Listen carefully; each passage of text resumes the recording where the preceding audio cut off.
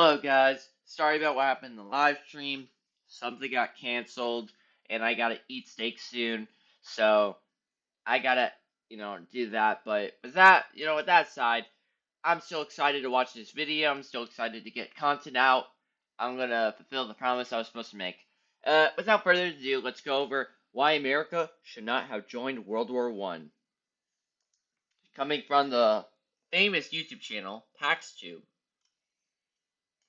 This video will go over what's been going on so much. Just one of our biggest problems we've had, where, yeah, it's usually America, unfortunately, have been, spreading the idea of democracy and preserving it and, creating a world safe for democracy to spread out and, all these really idiotic ideas.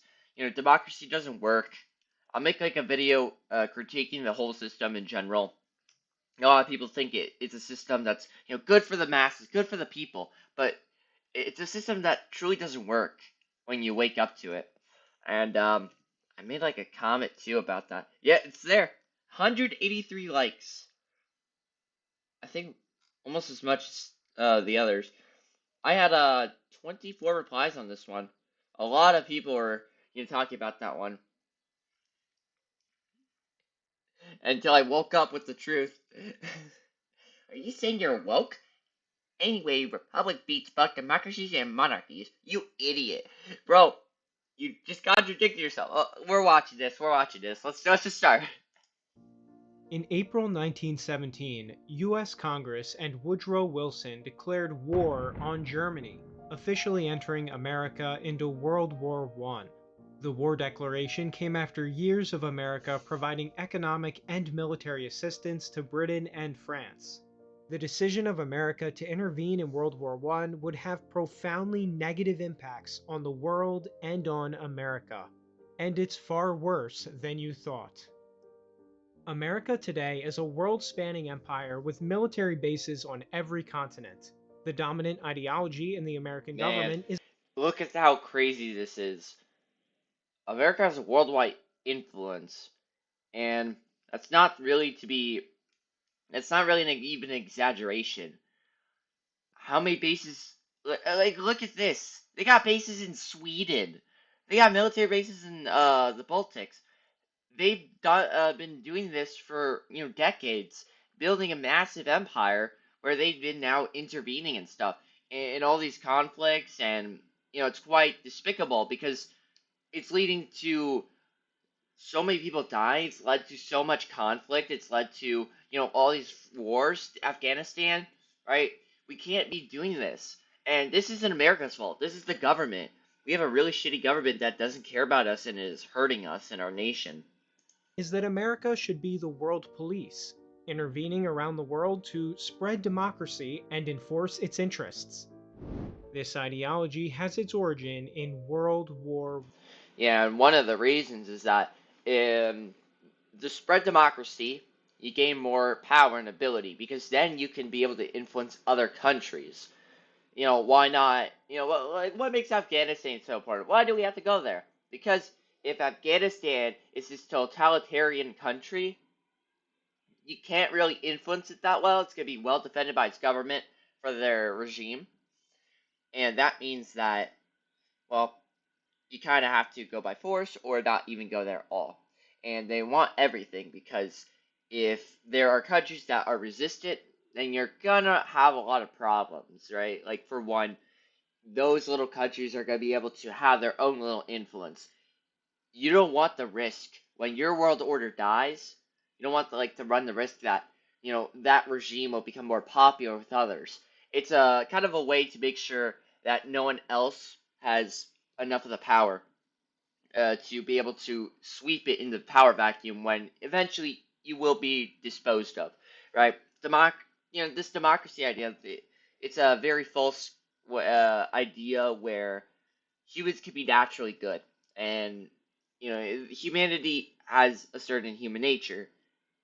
Democracy goes against the human nature. It kind of denies its existence in many ways, and because of that, you have a lot of absurdity that goes on with the democratic system. And that's why it has this absurd idea where, oh, we could create the end of history where everyone's democratic, everyone's the world global trade, and everyone's just maybe even one country. Everyone just connects to one another, and we all live together in harmony equally. But that's not how the world works. That's not how it works. And we're starting to see the consequences of this. And I've ranted on way too much.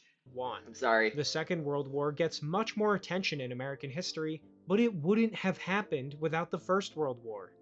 World War I began in 1914 and featured the Central Powers of Germany, Austria-Hungary, and the Ottoman Empire, clashing with the Entente, Britain, France, Russia, and Italy. In 1917, the US also joined the war on the side of the Entente.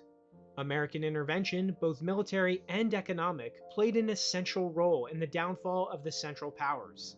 Today, it's widely agreed on that Germany would have been victorious had America stayed neutral.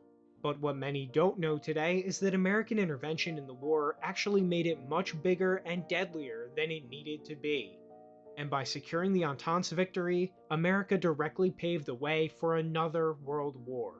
In this video, I'll be showing why America should not have joined World War I. The two key premises I'll be showing in this video are: Number 1, American intervention was unjust and immoral and based mostly on false pretenses. I agree. And number 2, that by its intervention, the American government did more harm to the world and its own citizens than good. Yeah. Let's go back to 1914. This is 100% true, man. Paxtube is, obviously, we almost agree on everything. So, maybe I shouldn't be surprised if I agree with him so much on there, but I think it's a good video, high quality, and it just came out, so, the other one did, I think, alright, so I'm gonna keep on making videos about Paxtube. When the Great War officially began, on paper, the US was officially neutral. However, business and economic interests in the country heavily favored Britain. In economic terms, America was never neutral. Early into the war, American bankers sold thousands of tons of explosives and munitions to the Entente. The UK faced an armament shortage, but weapons supplied from America ended it. These actions did not reflect the attitude of the American public, who was much more divided on the war. U.S. Secretary of State William Jennings Bryan resigned his post in 1915 in protest of this flagrant violation of neutrality. Wall Street bankers also gave billions in loans to Britain and— Wait. But who are the Wall Street bankers?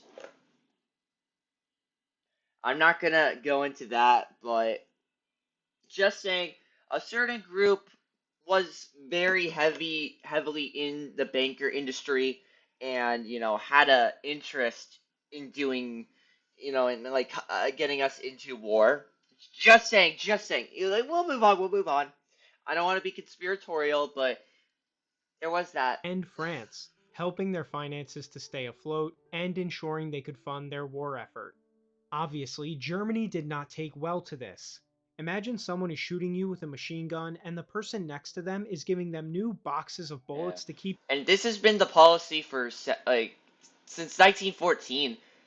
Before this, we never really did this, and now, unfortunately, our government has been doing this. And if you look at both sides, the neocons and the neoliberals, they both do this. They're all in on this together. Is this really like a choice where your voice matters when one side was, kind of standing for this stuff? And Trump's a little different. We'll get to Trump later, but like in 2012, you had Obama, who bombed a bunch of countries, right? Bombed a bunch of kids. Mitt Romney, who bombed lots of kids, bombs lots of countries. They're the same people. They're really the same thing. There's no real difference between them. Just one wants to cut your taxes, one wants to overspend. Like, they both even overspend. They both were horrible and caused a lot of problems. 2008, they fail at the basic level, and they think, maybe if we spent more money on war, it would be better. We spent literally $1 trillion for this.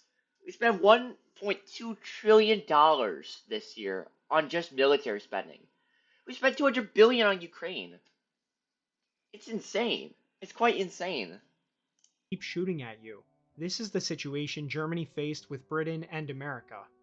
But it goes even deeper. At the start of the war, Britain blockaded Germany, cutting American trade there by 99%. The blockade treated everything, even food for civilians, as contraband. Britain And that, cut for the seas, like, it's just quite ironic because Britain also did some, pretty bad stuff when they cut down the seas and stopped like, how they came to trade and stuff, all of that. Germany lost a lot of money. And not just the money, they lost a lot of food specifically. And that starved so many civilians. Started, I can't give an actual number, but I would say somewhere in the range of a few million were starving, especially around the Hamburg area where they really had a lack of any trade to go through there, and they were really cut from the food sources, and it was pretty awful what's been going on. It was pretty awful, and it just goes to show that these countries, they weren't really thinking of the people when they were doing this. Now, I'm not saying the German government was perfect, but all I'm saying is that, a lot, all these governments played a lot of these horrible roles in this. France was blinded by, hatred. They were blinded just this, um, blind rage, right? They just came in like a berserker, revengeism, which he'll mention soon. And the UK was, too tied with financials instead of trying to go follow Christ through the heart. And that's the problem. You don't follow the money. You follow God, right? That's what you should be doing. seized American vessels and And stole God American hates war. God hates war. And we have to remember that. We do not want war. We want to avoid it. goods that tried to pass through the blockade. The blockade ended up killing over 500,000 German civilians over the course of the war. American firms that tried to trade with Germany were blacklisted by the British government. Despite this clear violation of America's neutrality, American bankers and politicians still gave Britain preferential treatment. This hypocrisy did not go unnoticed by Senator Robert La Follette, who said in a speech, "While Germany has again and again yielded to our protests, I do not recall a single instance in which a protest we have made to Great Britain has won for us the slightest consideration.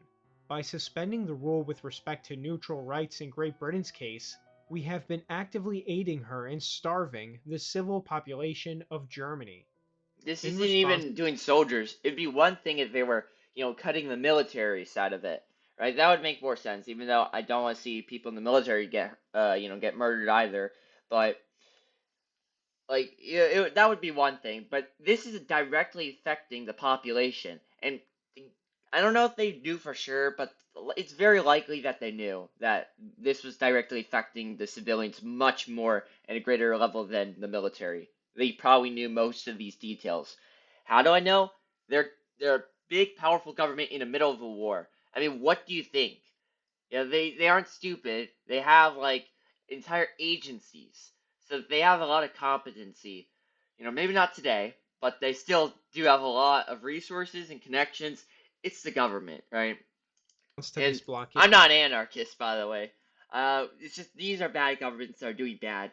We need to have these good governments, these Christian-run governments, instead of this uh, secularized government. That's the problem. They got secularized, and because of that, it justified conflicts. Especially in Germany, that had a very Christian-centered power. Germany famously began its campaign of unrestricted submarine warfare. The goal was to starve out the British before they could starve them out.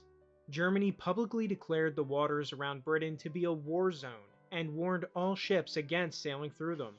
Unfortunately for Germany, the American government would use this submarine warfare as reason for war. But considering that America was doing everything it could to ensure Germany lost the war, outside of directly sending troops, can one really blame Germany for this? To make matters even more hypocritical, the British government started stuffing passenger ships with weapons and ammunition and sending them directly through a war zone. The Lusitania was the most infamous example. It was carrying over 1,000 passengers, but also 170 tons of ammunition and explosives. The British government denied this fact all the way until 1982 when the truth finally came out. This shouldn't just be glossed over. The sinking of the Lusitania was a major incident that soured relations between the American government and Germany. But it turns out Germany was well within its rights to sink the ship. To put Germany's unrestricted submarine warfare in even more context, Britain had begun arming its merchant ships and ordering them to fly under false flags. In several cases, they would pretend to surrender to German subs and then break out the guns once they came close. First Lord of the Admiralty Winston Churchill gave orders to treat German submarine crews as pirates and to execute them on sight, an order which violated the Hague Convention of 1908. British merchant ships were even instructed to ram any German submarine they could. All of this meant that German U-boats had reason to shoot to kill rather than negotiate surrenders, even with ships flying neutral flags. To put it clearly, the British government used deception and war crimes to bait German attacks on American merchant ships. But while American public opinion turned against Germany because of their submarine warfare, Woodrow Wilson and Congress also had financial goals in mind with war. American bankers like J.P. Morgan wanted the mountains of money and resources they loaned to the Entente to be paid back. This gave the US government a financial incentive in an Entente Yeah, victory. and isn't it strange? Companies like JP Morgan are still the number one bankers today. They still are the powers. They haven't fell apart, at least not yet.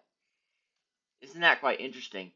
Not exactly a moral And or clean you might say, "Oh, because they're a big corporation." Well, why do you think these big corporations never get dealt with? They have the money and resources, and they go to the government for help. There was that one company, I forgot the name, but they they made a lot of bananas or got a lot of food from tropical areas.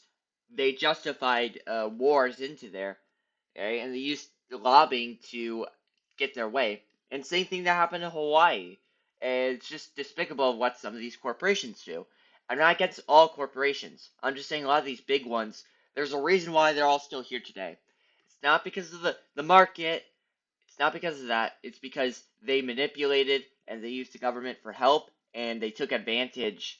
And guess what? Now they're even more powerful and rich and with greater influence upon the US government. I'm just saying, lobbying is still pretty common to this very day, and especially in America, which is pretty disappointing. We really need to watch out for that and be careful. reason for entering the massive war. But claiming you're defending yourself from supposed German aggression helps politicians sleep better at night. Speaking of Woodrow Wilson, he had Yeah. a habit of saying one thing while doing the opposite. He ran on staying out of the war and calling for arms control, while at the same time doing all he could to build up America's military-industrial complex. And look The at him. Naval Act of Just look at him. He knows what he's he doing. could to build up America's military-industrial He's just like, complex. The he Naval Act knows. of 1916, signed by Wilson, was meant to Oh, build a yeah. navy second to none by the 1920s. This was all while he ran on the slogan, "He kept us out of war." In Wilson's declaration of war against Germany, he declared that neutrality is no longer Yeah. feasible or And I'm gonna desirable. be honest. I'm gonna be honest.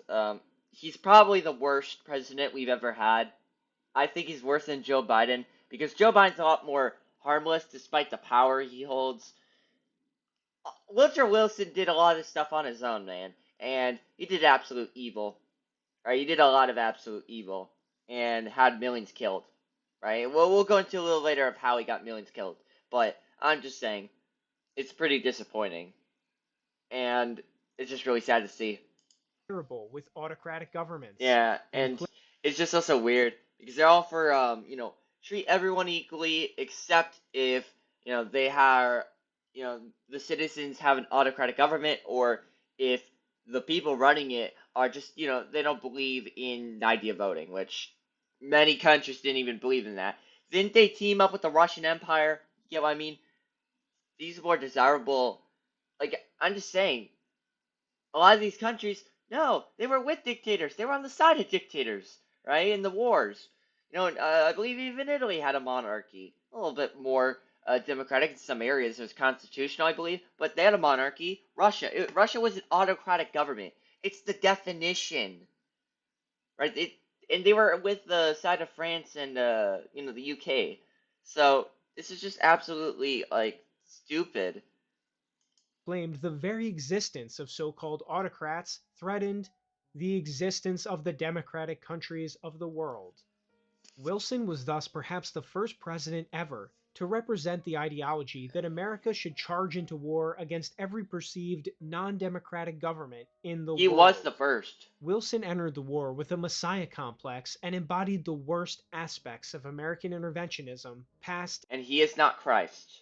Right? He's I wouldn't say he's antichrist or anything like that, but I would say he was a deceiver and he believed in a lot of these false ideas, and it's quite disappointing. and present. Over 50 members of the House of Representatives voted against the war, including Majority Leader Claude Kitchin. He argued, "No invasion is threatened, not a foot of our territory is demanded or coveted. No essential honor is required to be sacrificed. No part of our sovereignty is questioned." Despite these facts, most congressmen still voted for war. While the US called the German Empire an autocracy, it objectively was not. It had an Yeah. elected legislature, the Reichstag. The Kaiser did have more power over the legislative process than, say, the British King, but the Reichstag had an important role in writing laws and government budgets. This means the Kaiser And I want you to think about this. How come none of the Kaisers, how come none of them just abolished the legislative branch? How come they never, actually tried to depose of, the, what was it, the Reichstag, right? How come they never disposed of this parliament? They kept them there. They would have disagreements, sometimes, but like even when the government was the SPD, right, the I believe it was Social Democratic Party, right? It was the socialists, right? Even then, Kaiser Wilhelm didn't just close the parliament. He didn't just shut it down because no, all this belongs to me. My power. I get to make this decision. He was fair. These guys were a lot more fair. I'm telling you. Like they were a lot more fair and careful, and they know they can't just be rage, doing blind rage like what France did, because then you get the blame since you're the king, you're the leader, right? You're the Kaiser. So I'm just saying it exactly works as it should be. That's why I believe in a constitutional monarchy. I think it works pretty well. I believe in a good balance, and I do believe that democracy only works if you have restriction, and monarchy can only work if you have restriction. Having that balance, and I think that we can, do this pretty properly. I don't think all democracy is stupid.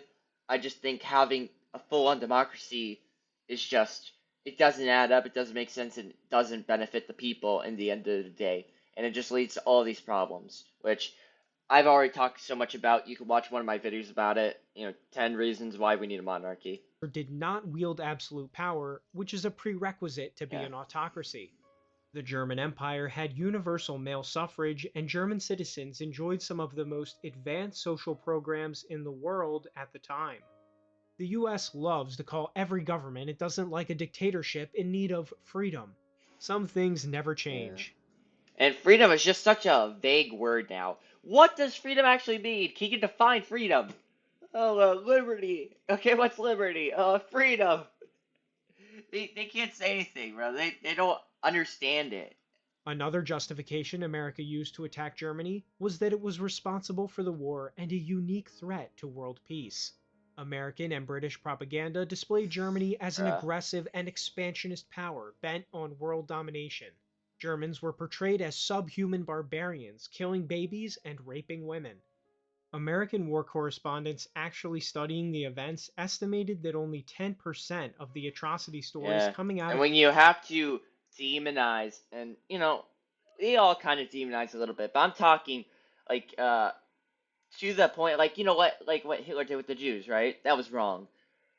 When you're doing that, you lead to this opportunity where you could do a lot of bad, right? And it can be justified. That's what so many of these countries did. And, like with the poster, obviously, they kind of make them look more like apes, right? Like these barbaric Germanic tribes, right? Like what the Italians did, like, like Rome from a long time ago, right? Which, to a certain extent, they were a little bit more barbaric, but they still had a lot more discipline in a lot of areas too. That's a conversation for another time, though. To this main point, when you do that, you kind of show that you're not really the one that I would say describe as the good guy in there. I don't think there's ever been a good guy bad guy war either. I don't really subscribe to the idea that World War II was just good guy bad guy. I do think this war, right? It was just 10 years ago.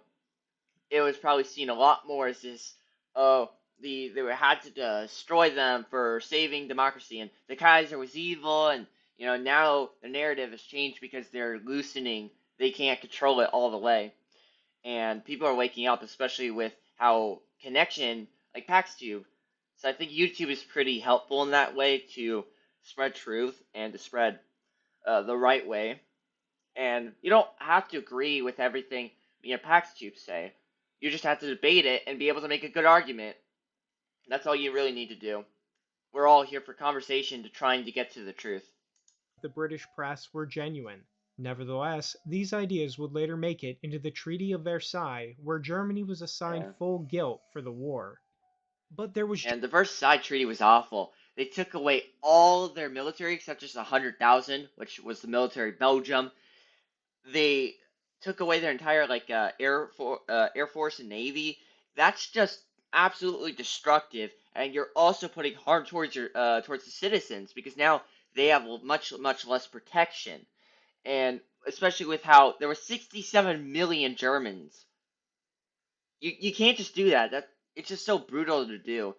It would have been more peaceful if Germany just gave up like Poznan, maybe, right? That's Polish, right? And then maybe a bit more north, right? Something like that would have made sense. Even hell, even lost Lorraine, right? Germany loses the war, right? Lost Lorraine makes kind of sense, but then they also make them pay like what? Was it 500 billion marks, which would no, like that would be today $500 billion. So $500 billion to pay back, which is just insane. And they still are paying back to this very day, by the way. The reparations are insane. That's just like really doesn't. It's not a good treaty. I would rather just with one or the other. The reparations were way overblown. Taking away the whole military is just that's astonishing, and I don't think I've ever seen that for like other government to do such an extent towards a country like that. Remember, this isn't Bulgaria. We're talking about the German Empire. We're talking about the how it can affect the lives of like 70 million people, right? So that's like a big thing we need to really watch out for. just one problem. Germany was not uniquely responsible for the war. When looking at the lead up to 1914, it's clear how the other European powers shared responsibility for the conflict. Prior to war breaking out, Germany was encircled on both sides by the hostile alliance of France and Russia. France, in particular, was looking for any excuse to attack Germany as revenge for its loss in the Franco Prussian War Yeah. 40 years earlier. In that war, France suffered an embarrassing defeat, and its territory of Alsace-Lorraine was annexed into Germany. After the war, a new French republic was created that was The third militantly one, anti-German. you just have one monarchy, right? That lasts all the way until these countries come in to try and stop it and dispose of it. You can't have that anymore. This took 3 times. It like you got to be kidding me. This is France we're talking about. This country should not be so unstable where they have to have three republics. Like that's just insane. And I don't care about the excuses. Like that shouldn't be happening where it takes 3 times to set up a republic. France wanted Alsace-Lorraine back and to regain its position as continental Europe's leading power. This ideology was known as revanchism, from the French word revanche or revenge. Meanwhile, the Russian Empire and its ally Serbia were posing an existential threat to Austria-Hungary. The Austrian Empire had many Slavs in its domain who Serbia wanted to unite into their country, and Russia was ready to back Serbia up in doing so. When Austria declared war on Serbia in response to the assassination of Franz Ferdinand, Russia immediately mobilized its army of almost 2 million men. Germany told them to demobilize, but this was rejected. Germany then declared war on Russia and France, beginning the war. I bring this up not to demonize any one particular country. It's to show that Germany did not bear sole responsibility for the war, as the Treaty of Versailles, with US approval, said. Next, there was the UK. It was Britain that declared war on Germany, not the reverse. They already had the largest Yeah, empire in the world it at the doesn't time. make sense to me. I remember seeing this like one museum where it posted how there's the good Germany, which has like the music, the artist Beethoven type people, and then there's the bad Germany, and then they have someone like Kaiser Wilhelm and many of these types of strong leaders that they had. I think one of the others was uh what was it, like Frederick the Great, and then they have Adolf Hitler there. It's like that's the bad Germany, which Adolf Hitler, yeah, we can agree, I guess, right? And it's like really you're saying we need to make sure that Germany never goes to bad Germany anymore. It's like such a like this is absolutely just great irony.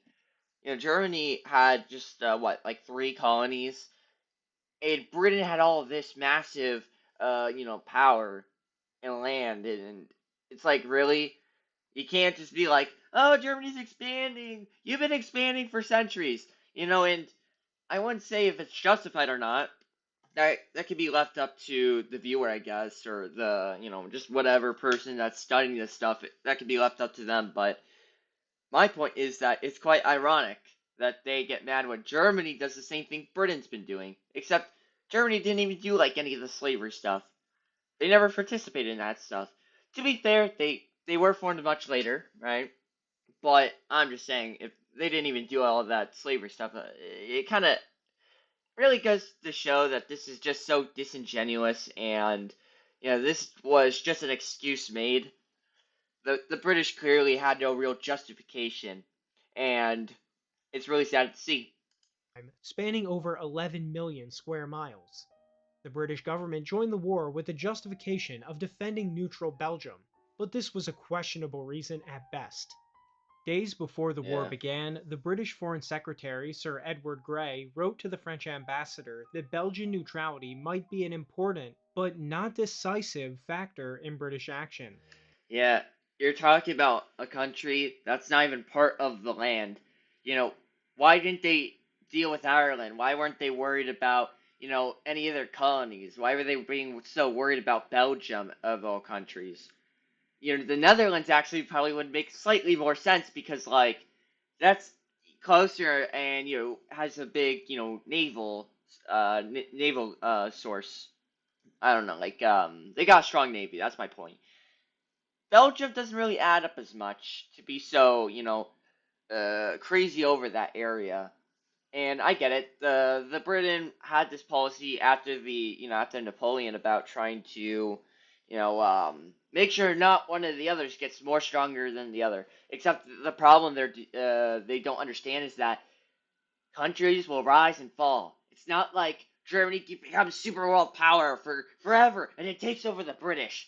No, what's gonna happen is the Germans dominate for a while, and then eventually something's gonna happen because that's human nature. Human nature will never let an empire run for centuries. With maybe Rome to be the exception, right? But even then, they were having a lot of stability problems and falling apart very slowly over time. And same thing with America, right? America's now dealing with problems, and it's not even been 300 years yet. It's not even been 250 years left yet, and we're dealing with massive stability problems, and I think that should be understood. The term not decisive is critical here. It was widely believed, then and now, that Britain would have joined the war to stop Germany regardless of whether Belgium was invaded or not. In truth, Belgian neutrality was simply the I might disagree a bit. Like, I think the British would have joined the war much later.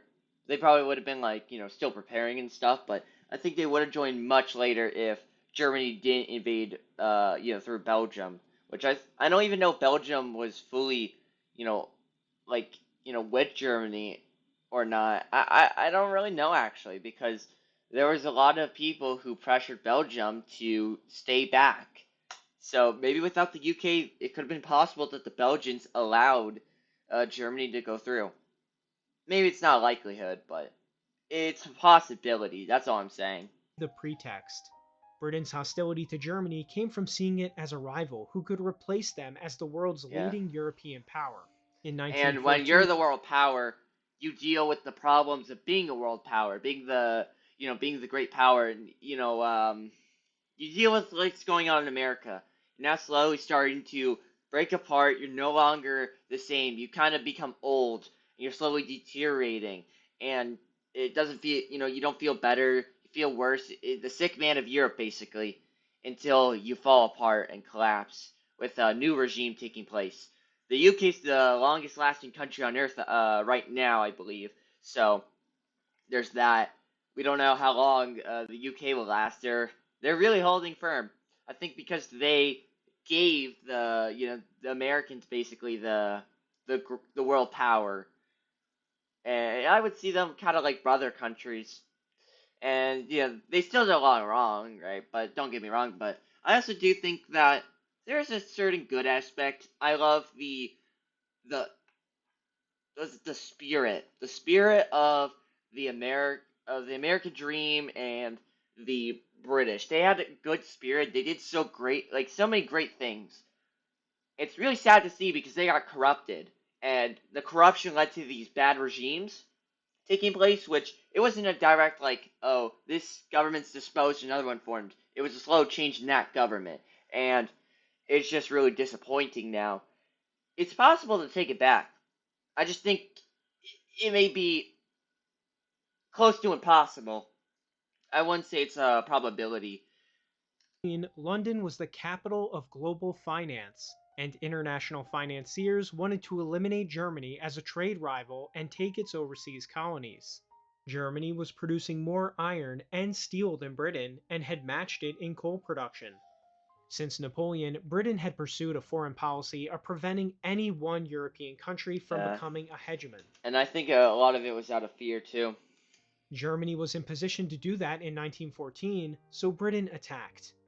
This decision by the British government was purely voluntary, but despite this, they would be treated as a damsel in distress by the US. Unjust peace. And that's absolutely One true. truly disturbing aspect of American intervention that's usually overlooked is how its support of the Entente made the war much bigger and longer. Historical analysis has found that without the economic and military aid the US provided the Entente, the alliance could not have engaged in a successful war of attrition. Loans from the US kept the Entente in the fight and prolonged the war. This means that World War I may have ended years earlier if America had not been intervening on the side Yeah. of Britain and I think if America didn't send all of those guns and resources to the UK, the UK probably would have wanted more peace. France, I think, would still want more war, but they would eventually be defeated. The UK pressured France into ending this war. I don't know if it would be a German victory. It would probably be just same borders, maybe tweak things up a bit. Who knows? France. Millions of lives could have been spared on all sides. We see here how American interventionism caused the deaths of millions of more Europeans. Yeah. Everyone always says, oh, World War I was so horrible and devastating. Well, it didn't have to be as horrible and as devastating if not for American intervention. What became known as the Great War could have just been a normal war. Yeah. Astonishingly, despite fighting a 3 versus 5 war, the Central Powers still almost won. Russia was knocked out of the war in early 1918 and descended into a civil war. The Treaty of Brest-Litovsk created a German-dominated Eastern Europe. In France, soldiers were mutinying en masse and refusing to go on offensives. Italy had suffered devastating setbacks and been pushed back from the Austrian border. German troops were being shipped from the Eastern Front to the Western Front. Yeah. American And military it's a big lot. I get really like Austria-Hungary wasn't as bad as we like to presume.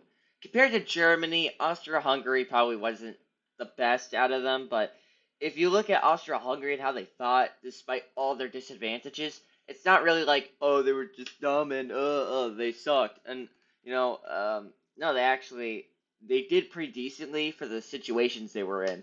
I think Austria-Hungary, they probably could have defeated Italy if they had a lot more time and didn't deal with what was going down south. Military intervention turned the tide of the war back in the Entente's favor. Greece really put an effect on there. If Greece didn't join the war for the Allies, I think actually the Central Powers could have also had a pretty good chance too. Time magazine goes as far as saying, "It must be baldly stated, Germany would have won World War I had the US Army not intervened." When America entered in 1917, German generals recognized they had no ability to counter 2 million or more troops set to arrive in the summer of 1918. That's insane. 2 This million. caused them to throw all of their remaining forces into a final offensive in northern France. General Erich Ludendorff told his fellow commanders, "We must strike before America can throw strong forces into the scale." But due to the extreme difficulty of offensives on the Western Front, the success of this desperate last push was not to be. With over 10,000 American troops arriving in France every day, the German spring offensive was stopped. At this point, the realization that they couldn't win the war swept across the Central Powers. Austria-Hungary collapsed as national independence movements sprang up, encouraged by President Wilson's promise to give all nations self-determination. The German imperial government was overthrown in November 1918, officially bringing the war to an end. This German revolution was partly caused by the Wilson administration refusing to recognize the German imperial government as legitimate for peace negotiations. This Wow, that's means just that not sad. only did That's just American awful. intervention cause Germany to lose the war, but it toppled and destabilized their Yeah, entire system. taking out the Kaiser, that was probably the worst decision they would ever have made. If you take out someone powerful, you take out the current government or regime, right? You're gonna have a power vacuum. You're gonna have someone take it over, and whether they're democracy, whatever, or they're communist or they're fascist, which it wasn't there yet. Fascism wasn't there yet, but you get what I mean. Like at the time, they didn't really think to check. Oh, what if the communists win the election and Germany becomes communist? They didn't really think this through, did they? They were really blinded by the rage and I don't know if I would say hatred, but it definitely seems like it, especially with France. Like France, it was out of hatred. Of government. The next step was the Treaty of Versailles. The Treaty of Versailles, dictated to Germany by the victorious powers, was not concerned with honesty, Yeah, fairness, that or fat loaf too. Bro, look at this guy, bro. Germany by the victorious powers was not concerned with honesty, fairness, or hypocrisy. It was simply about extracting as much for the victorious powers as they could get away with. Many diplomats at the peace conference agreed. The famous British economist John Maynard Keynes stormed out of the conference and wrote in his book The Economic Consequences of the Peace, "Paris was a nightmare. A sense of impending catastrophe overhung the frivolous scene. Levity, blindness, insolence, all the elements of ancient tragedy were there." He described Woodrow Wilson as slow-minded and bewildered, who knew little of Europe. Yeah. Why do you get an American to make decisions over Europe? That doesn't really mix too well. I might believe that, America's European part of Europe, technically, in a cultural way. I might believe that stuff, but at the same time, I do understand you don't get an American to try and shift borders and make decisions for Europe. Europe directs Europe. Just like why I do believe for every country. It should be that, like, continent's leaders should be running it. Africans should run African countries. Europe should run European countries. Americans should run American countries. Like, in Americas, you get what I mean, like North and South America. But you get what I mean there. Like, it's just absolutely, it's asinine to think that you could have a different, government or different, like, from thousands of miles away, just be able to dictate these decisions. You're obviously gonna have pushback, especially from nationalists who would be most likely pissed off by this. The leader of France, Georges Clemenceau, he called a giant ape concerned only with revenge on Germany. The British Prime Minister David Lloyd George he called preoccupied with bringing a deal home which would pass muster for a week. As for the treaty, the outcome speaks for itself. Rather than negotiate with the losers as had been done at the end of the Napoleonic Wars, the Allies imposed what Germans would come to call the Diktat. It stripped Germany of 10% of its population and Yeah, look at that, man. All that. That's just insane. It would have made sense if it were more like Poznan because that's Polish, right? But all this was also stripped, which is, like really. I don't know about this. I think it was given back later on, but yeah, and look at this too. They were gonna take even more than just Osirane, too at one point. It's just crazy, and the entire area here, which is the Rhineland, had to be demilitarized. And I believe all this, this is like a voted in, and guess what? They all voted to stay here. So territory. Its colonies were handed over to Britain. Britain was also given the Holy Land from the Ottoman Empire, which was promptly handed over to Zionists. The bro, Balfour Declaration just saying, like, who is the main people that were investing in this war? All right, I'm not saying that. Well, we'll move on. made by the British government to Move Lord on. Rothschild declared Palestine to be a national home for the Jewish people. The Balfour Declaration and its consequences still affect us to this very day. Yeah. At the Sad same man. time, the German economy was intentionally crippled. The victors took no measures to stabilize the broader European economy, and many people in the future, like President Herbert Hoover, blame this treaty for the Great Depression. To make matters even worse, the Treaty of Versailles nullified the Treaty of Brest-Litovsk, paving the way for Russia to fall under the Bolsheviks and become the Soviet Union. The new League of Nations was full of contradictions from the beginning. It gave the right of self-determination to some nations, but not others. For example, the newly created state of Austria was forbidden from joining Germany. Moreover, Germany was expected to accept total defeat despite the fact that it agreed to the armistice of 1918 on the grounds of getting a fair peace. Even at the time, many leaders predicted the new post-war order wouldn't last. And as they predicted, the post-war peace broke down in just 20 years and resulted in a Second World War. Which killed Woodrow 80 Wilson had million. once remarked that an unjust peace was sure to invite future calamities. And it's all because of leaders in power who were being irresponsible and not actually trying to make their country better, not trying to actually engage in peace, and relying in doing generally awful things, and thinking they could get away with this stuff, and thinking they could be remembered in history as heroic people, right? It's those types of people, really, and you need to watch out for them because we still have people like that today. We're gonna be part of history one day.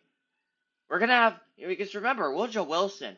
There was a time when it was 1900, or sorry, 1914.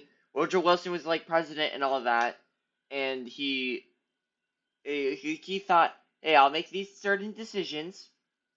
Most of the public will be angry, and we're gonna do a lot of stuff that will really be, bad, like the Sedition Act, which we'll go over soon, which the government did. But like he does all that, and he thought to himself, I'll get away with this. I'll probably be able to. I'm not in the wrong.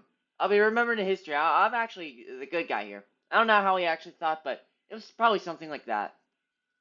Maybe he thought it was good. Maybe he really thought he knew that he was doing bad. Who knows? But whatever was running through his mind, that was like the idea for the time. That was for the time.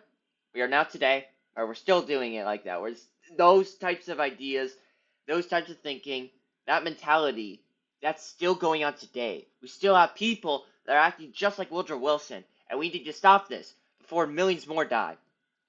And that's the best thing. Peace keeps people from dying. War does not keep peace. And anyone who says peace through strength, I like just bro, no. And that's why I don't trust the PragerU people, and I don't really trust any of the neoliberals. And that's why I actually trust progressives more, because at least they're genuine humans and they care about lives. Right? They may be very stupid in many areas, they may be wrong, but at least they genuinely act and feel more like human. I don't want to be with the neoliberals that don't genuinely care about a lot of lives. Like honestly, they genuinely have the least amount of care, and and again, it's just really sad to see. I don't want to keep saying it. It's just really sad to see. Or really sad to see. But like that's actually like how I'm feeling, and there's no other way to really say it. He and other pro-war government officials invited calamities indeed. Yeah, we've seen this all before. History repeats itself. Tyranny While at home. America's intervention caused devastation abroad, Americans at home lost freedoms. The Espionage Act of Yeah, the 1917 and the Sedition espionage. Act of And oh, there's 1918 the eviction. effectively outlawed any criticism of the government or the war effort. Violating these laws could land someone up to 20 years in prison. And Over remember, we had to do it to protect democracy and freedom and liberty. 2,000 Americans were prosecuted, while untold numbers kept quiet to avoid the same fate. Newspapers that made even slight criticisms of the government's policy were banned. How dare any American have a problem with their country charging into an unnecessary and brutal war across the ocean for no good reason? Millions of Americans from different regions, political persuasions, and ethnic groups opposed US entry into the war, but they were all silenced. These kind of laws are understandable when a country is facing an existential threat, like a full-scale invasion. But the US was facing neither. Germany and the Central Powers posed virtually no threat to the US homeland. These laws were simply used to crush dissent and centralize power. Perhaps what's most disturbing about this is that the Espionage Act is still law to this very day, and it's been used against journalists like Julian Assange who exposed crimes of the US government. While anti-war voices were squelched during World War I, pro-war voices were amplified. Executive Order 2594 established the Committee on Public Information, the first state bureau in US history dedicated solely to propaganda. The CPI used movies, rallies, newspapers, photographs, and really anything it could to And they used the idea of, oh, you're not really American, you don't love America. It's like from that one clip. I know it's kind of a little bit left leaning in some areas, but it's still a good show. The Boondocks. There's that one episode where MLK, right, like he's there, right, and he's like, oh, I'm not really like I don't really like this war. I think this war's bad. And then these people from like Fox News are like, you hate America. You want America to die. You're evil for like all this stuff. And then he like suddenly becomes very controversial, unpopular, because he doesn't stand for the war. He's like, I don't want people to die. He never said he was for the war against it. He just said, I don't want people to die. Do you know what I would have said in 2004? Fuck this war. Nah, I probably would have sided on this. Like, I wasn't even born yet, but like, me today, I would have, been acting like that. I would have been disagreeing and going against it, and then they would have like gotten mad at me, and I probably would be, what was it, like censored by the right, not the left, but probably the right wing. The right wing has gotten a lot smarter throughout the past few years, and that's good. And Paxtube, people like Paxtube, Lovidar, they're gonna lead the charge. At least I hope they do. Public with pro-war and anti-German views. Senator Robert La Follette harshly criticized all of these laws, saying in a speech to the Senate, "The espionage bills, the conscription bills, and other forcible military measures, which are being ground out of the war machine in this country, is the complete proof that those responsible for this war fear that it has no popular support, and that the army sufficient to satisfy the demand of the Entente allies cannot be recruited by voluntary enlistments." Unfortunately, German Americans and their culture also came under attack. America was not some anti-German country before the war. In the years leading up to 1914, German was the second most common language in the US and an established part of the high school curriculum. German schools, food, and newspapers were common. But the war changed everything. Suddenly, German schools, societies, and newspapers were attacked and shut down in droves. 14 states banned German from being spoken in schools. Many German Americans stopped speaking their language and changed their names to avoid harassment. That's just pretty messed up, man. Woodrow Wilson infamously stoked the hysteria, saying, "Any man who carries a hyphen about him carries a dagger that he is ready to plunge into the vitals of this republic." Of this republic, like, man. This was a reference to how German names often contained hyphens. Over 6,000 German Americans were sent to internment camps. Yes, you heard that right. Internment camps didn't Yeah. start with And most people, especially in the mainstream, no one knows about this stuff. They don't note this stuff. They don't talk about it. Japanese people in World War II. These policies would have a long-lasting effect on the German community in America. But what happened with the American military? America's entry into the war marked the birth of the These modern are military-industrial complex. It completely changed America's military from how it had previously existed. In 1914, America had a volunteer army of just 130,000. But once America entered the war, conscription was introduced. Americans were now forced into service. The new National Army grew to over 4 million men, an increase of almost 3,000%. By 1918, it was flooding into Europe. At the same time, the income tax was yeah. dramatic. And a lot of these, look at these people. A lot of these are young people going to these wars. We don't want to see our young men die. It's awful and horrific. Increased to fund the new war machine. So, in short, due to America entering World War I, Americans became more censored, more taxed, and more propagandized. Meanwhile, 110,000 Americans lost their lives fighting abroad. The country had lived up to the fears of Robert E. Lee, who famously warned after the Civil War, "The consolidation of the states into one vast empire, sure to be aggressive abroad and despotic at home, will be the certain precursor of ruin which has overwhelmed all that preceded it."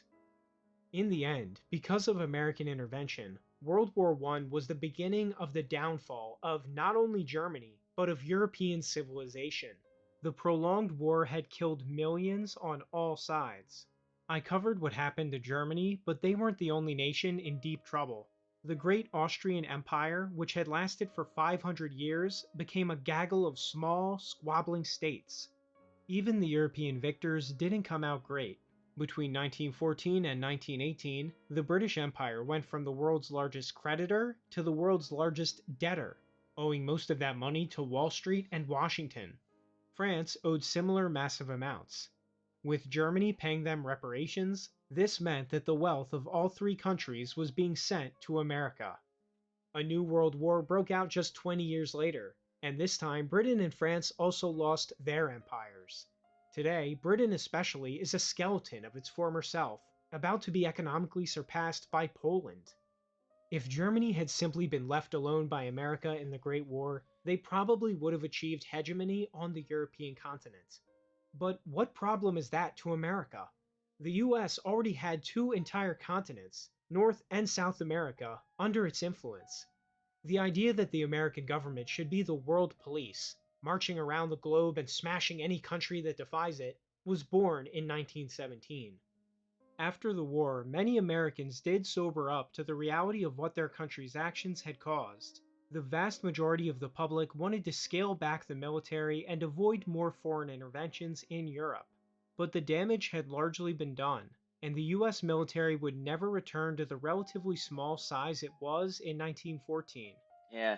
And again, the spending is insane. If we were to cut the military just in half, we would still be spending more than China. Think about that. We'd spend like $200 billion more than China still, even if we cut in half. It's insane how much resources we spend, and even the information we have. Probably it's interfered by the government in some way, by many of these sources like Google, right, where you search and find information. They're probably influenced in some way. That's why they'll find ways to defend and justify this, especially if you look at the time when they needed it, when it was convenient. Then they just the information later on. At the time we had they didn't have hindsight, so a lot of these narratives were there, and then now that we know the truth about these narratives, it's like okay, what are we gonna do about it now? It already happened, many decades ago, and it's pretty disappointing. And I do wish you did mention a little bit more about the effects of, World War II starting. I guess it's already obvious enough, but it was a bit. That's a point I probably would have brought up slightly more. It, it can't be understood enough where that when they formed, when Hitler, took power, it was out of the weakness of this country. They had nobody. They had nothing left. And when you take away everything, you create hatred and evil, right? And if they would have just kept the Kaiser there and would have been a lot lighter, if they would have actually thought of Germany more than just an enemy, if they would have, treated them like they were also a country with, with people there and, civilization, right? They're just also trying to survive. We're all in this together, but nope, you can't have that because of human nature, and human nature will always be doing this. And no matter what, we can't have a peaceful world. There's always going to be some war. The goal should be we stay away from that and we try and improve ourselves. Let's not go into Europe. Let's not go into even South America. Let's deal with our problems. We can help others when we can, but the priority should be our nation. And it shouldn't be sending weapons, sending resources, sending more young men out to die. We shouldn't be doing that. So, to recap, American intervention in World War I dragged out the war and made it much more devastating, caused a second and even worse war, destroyed Germany unjustly, and led to the downfall of European civilization. Exactly, man. Today, we live in the wake of these And problems. now Europe is basically just a puppet of America.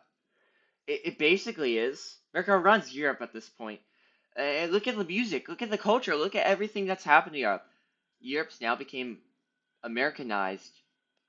And as an American, I don't want that. Europe should be, it should be the other way around. It should be Europe has its own amazing culture and beauty, and we have to be more like Europe in these areas. And we could still have that American passion, but like that American passion derives from Christian Europeanism, which we need to go back to, which we need to acquire. When taken in full, it's hard to see America's intervention in this war, economic and military, as anything other than an infamous crime. This video is especially relevant today as tensions around the world are rising and the US seems to be gearing up for yet another war abroad. Learning from this history and not lining up to be fodder for this empire in a third world war seems like a good idea. This has been Pax, and thank you so much for watching. Please leave a comment letting me know your thoughts on all this. If you'd like to see more videos, please consider supporting the channel. Also, make sure to check out short form through the links provided below. As always, I will see you in the next video. Good video. Subscribe to Paxtube, and I want to read a bit of what I had to say about it. I want to read what I had to say a bit about it. I might have to move my thing here a bit. I don't know if you could read it, but it says, and it's awesome. This video was uploaded on July the 4th. America's amazing, but we need to call out the wrong decisions that were made if we truly love and care about our country. Let's see some of the replies, because I'm curious. That's what your forefathers would have wanted. God bless you. At Bob Fleming's 100. Not really. I mean, what's not really? This is 100% true, man. I agree, but the sad truth is that most people perceive a difference between a country and its government. Whatever the government does, the country is responsible for. Though strangely, that hardly ever applies to the good things the country does. And that's true. And that's probably because we look to, human nature, especially, looks at the bad rather than the good. That's what, we always do. If they didn't, America would still be Britain because, oh boy, we can't call the bad things the British our grandpas did to us. I don't get what this guy's saying. They didn't, America would still be. I was saying, oh, because no, I mean we should call out the bad. That's something I think we really need to do. And we call out the colonialism. Why not call out, a lot of these other ones? just because it's not convenient to their to a lot of liberal narratives. And I don't know if some of the people that disagree with me are. I wouldn't say they're liberals. I really don't know, and I don't want to like make a judgment of them. I really wish he could talk about World Cold War interventionism. Hopefully, that's the next video. And the first wrong decision was the Declaration of Independence, a shameful, treacherous act that led to unnecessary loss of life. Facts, bro. Exactly. It was completely unjustified. As an American, I agree, but the past is the past. The only way we can repent of our sins, making things right, is trashing that document and making a better America. Put our trust in God. Based, my God. The real God found only in Christianity, not some Freemasonic, satanic deism. Based. And one more reply. Honestly, King George had it coming. He treated half the country as shit. I don't know if I would say that. And besides, you blame the king, but didn't the parliament play a pretty good role in this too? They were the ones who passed these taxes in the first place. Britain was not Spain who built the lands that colonized it. Instead, Britain and France sucked as colonial powers because they didn't colonize, only exploit. But like, I'm just saying, okay, that's like the very. It's a very I don't know, hollow argument because really, oh, they just exploited the land. Yeah, like there was gold there. What would you have done? You probably, if 1800, you would have done the exact same. This, I'm just saying, like there was so much gold and no one was taking it. It's like really, that's gonna happen. The Africans never mined it. They didn't know how. They didn't know how to extract all of those resources. So Europe did it. That was wrong, but like it makes sense that they did it. All right. Britain was slightly better than France, though. Yeah, that's true. Portugal taxed Brazil, but put representation unlike their allies, England. All right. And then the other one, which a little more controversial, take. One got 183 likes. I love that. This one got 62. A little bit more, a little bit more pushback. I used to be pro-democracy and defending it until I woke up to the truth. America's a constitutional republic, and I would have had rather have that than a stupid monarchy. I mean, what makes monarchy stupid? You don't actually take away my rights. Well, what are rights? You can't really rights is just thrown around. I'm gonna make a video soon talking about that because you get rights from a constitutional republic. I mean, like that doesn't add up, right? Because what actually gives the Constitution real legitimacy other than the government? Really, if that's the physical way of looking at it. But if you look at a spiritual and philosophical point of view, I mean, there's no real way the Constitution has anything to hold up, honestly. A constitutional republic is a form of democracy. I don't know if a monarchy would be best government, but democracy sure isn't.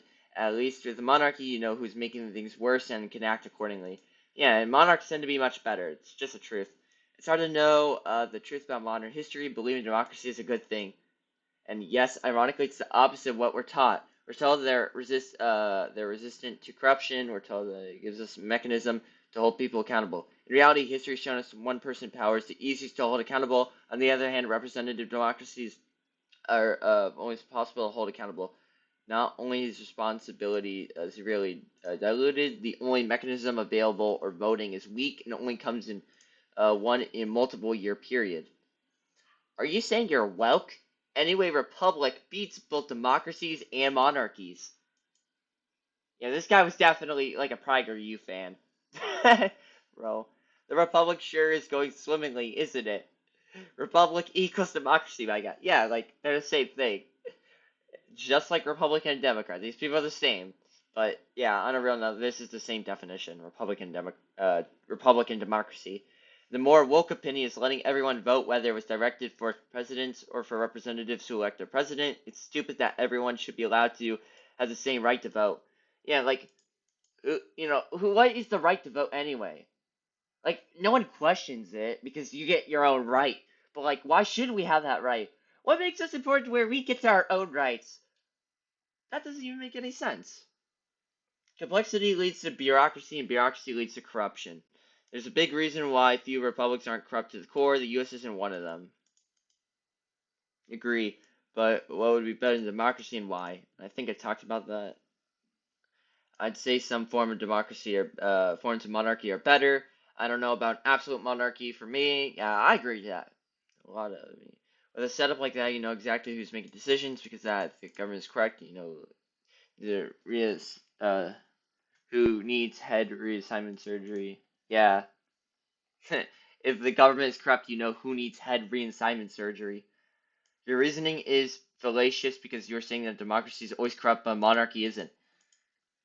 I never said that a democracy is always corrupt. I said that democracy has all these flaws, and therefore the system itself is going to be deemed with the corruption. A monarchy, that's it's a system that works pretty decently, but the problem is human nature will always limit, right? That human nature is always going to be doing that, and monarchy, if you're having a system that actually works pretty well, and you're gonna have a like pretty decent leadership. You're gonna have problems, obviously, but a monarchy is not a tyrannical person. Like it's just very surface level to say.